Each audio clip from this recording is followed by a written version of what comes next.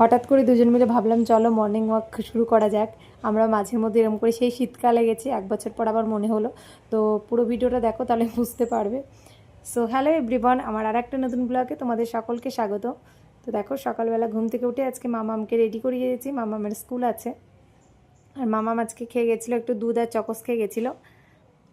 আর বারবার রেডি হওয়ার সময় 100 বার মুখে একটা আয়নায় দেখে যাবে, মুখে একটু পিম্পল বেরিয়েছিল, ওটাই বারবার দেখে যাচ্ছে। তো দেখো, মামামকে বাসে তুলে দিলাম, দিয়ে এই যে আমরা একবারে রেডি হয়ে আমরাও এই যে বেরিয়ে গেছি মর্নিং ওয়াকে।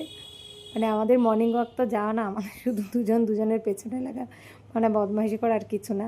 কোথায় কী আছে আমাদের দেখা, তাই একটু নিজেকে মোটা মোটা লাগছে আগে থেকে, তাই ভাবলাম চলো। পোস্টে পা দিয়ে না, আবার শখ লেগে যাবে কার ল্যাম্প পোস্টে। ল্যাম্প পোস্ট ধরে দাঁড়িয়ে থাকবে, এটা ব্যায়াম নাকি?